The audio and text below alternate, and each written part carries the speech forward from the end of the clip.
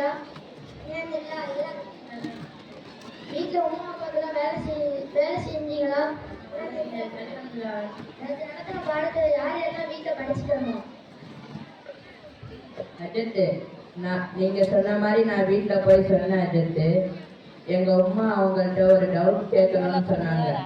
அது என்னன்னா, குழந்தைகளுக்கு என்ன மாதிரி எல்லாம் பேர் வைக்கணும், அதை பத்தி சொல்லுங்க அஜித். மாஷா அல்லாஹ், நல்ல கேள்வி. குழந்தைகளுக்கு நல்ல பேரா வைக்கணும். ஒரு தடவை ஒரு ஹதீஸ்ல வந்துருக்குது, ஒரு தடவை நபி ஸல்லல்லாஹு அலைஹி வஸல்லம் ஒரு சஹாபி வந்தாங்க. அந்த அந்த சஹாபி பேரு அல் ஹசன். அவங்களோட பேரோட அர்த்தம் வந்து கவலை.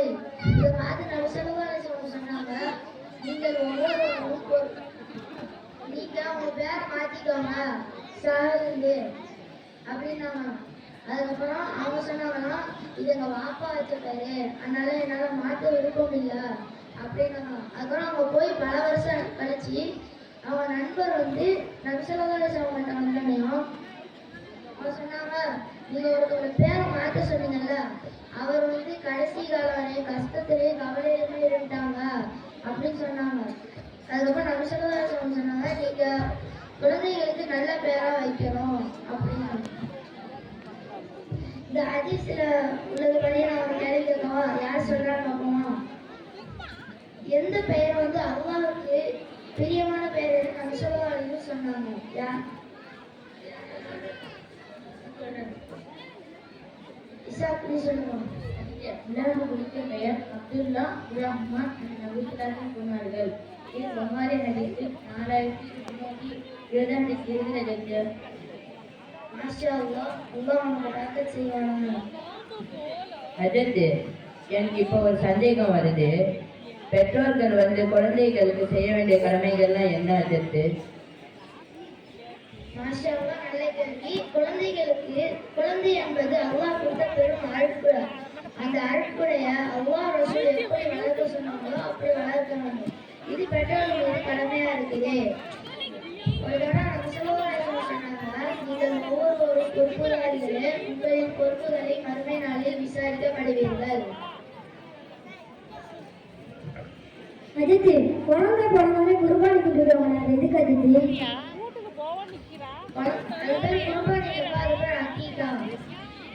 அக்கீக்காட இல்லைங்கிற அக்கீக்காண்டா குழந்தை பிறகு 7 நாளுக்கு அப்புறம் கொடுக்கிறது. அந்த குழந்தை ஆண் குழந்தையா இருந்தா 2 ஆடும், பெண் குழந்தையா இருந்தா 1 ஆடு கொடுப்பாங்க. அதை பங்கு பிரிச்சு ஏழை எளியவங்களுக்கு கொடுப்பாங்க. இது நபி ஸல்லல்லாஹு அலைஹி வஸல்லம் அவங்களுடைய வழிமுறையா இருக்குது. பிறந்த குழந்தைக்கு பேர் வைக்கும்போது வாயில எதை தொட்டு வைக்கிறாங்க? பிறந்த குழந்தைக்கு 7 நாளுக்கு அப்புறம் பேர் வைக்கும் போது தேன் அல்லது பேரிச்சம்பழத்துல சின்னத்தோட வாயில வைப்பாங்க. இது சுண்ணத்தா இருக்குது. இதை தவிர வேற முக்கியமான கடமைகள் இருக்காது பெற்றோர்கள் வந்து பிள்ளைகளுக்கு இருக்குது. ஒரு பிள்ளை வளர்ந்து வரும் சூழலில் வளரும் போது பெற்றோர்கள் வந்து குர்ஆனை கற்றுக் கொடுக்கணும். அது மட்டும் இல்லை, சூறாக்களையும் கலிமாக்களையும் மனனம் செய்ய ஆர்வம் கொண்டணும். இது பெற்றோர்கள் மீது கடமையா இருக்குது. பிள்ளைகளுக்கு உண்டான தொழுகை சட்டத்தை பத்தி நான் சொல்லவா? சொல்லுப்பா. நபி ஸல்லல்லாஹு அலைஹி வஸல்லம் அவர்கள் கூறினார்கள், ஒரு பிள்ளை 7 வயதை அடைந்துவிட்டால் பெற்றோர் அந்த பிள்ளையை தொழுகை சொல்லி ஏற வேண்டும். 10 வயது அடைந்தும் அந்த பிள்ளை தொழுகாமல் இருந்தால் பெற்றோர் அந்த பிள்ளையை லேசாக அடித்து தொழுகை சொல்லணும் என்று நபி ஸல்லல்லாஹு அலைஹி வஸல்லம் அவர்கள் கூறினார்கள். மாஷா அல்லாஹ். இது இல்லாம வேற ஏதாவது பெற்றோர் வந்து பிள்ளையை செய்ய வேண்டிய கடமைகள் இருக்குதா? கண்டிப்பா இருக்குது. ஒரு பிள்ளை சின்ன வயதுல சரி, பெரிய பிள்ளையாகி கல்வி கற்கும் போது சரி, அது போல ஒழுக்கங்களையும் கற்றுக் கொடுக்கணும். தரமான கல்வியும் அல்லாஹ்வின் பரிபூரண அடிமையாக கற்றுத்தரக்கூடிய ஸ்தாபனங்கள் இருக்கிறது. இருக்குதுப்பா. நம்ம இமாம் ஷாஃபி ரஹ்மத்துல்லாஹி அலைஹி பள்ளியில் தரமான கல்வியும் அல்லாஹ்வுடைய பரிபூர்ண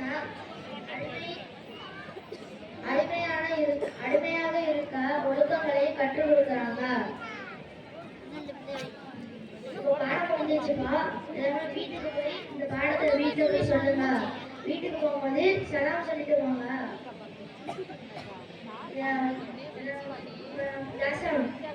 நம்ம இப்ப பாடம் முடிச்சோட ஓதுல அந்த துவா ஓது கொடுப்போம். سبحان الله وبحمده سبحانك اللهم وبحمدك ونشهد أن لا إله إلا أنت أستغفرك وأتوب إليك سبحان ربك رب العزة عما يصفون والسلام على المرسلين والحمد لله رب العالمين.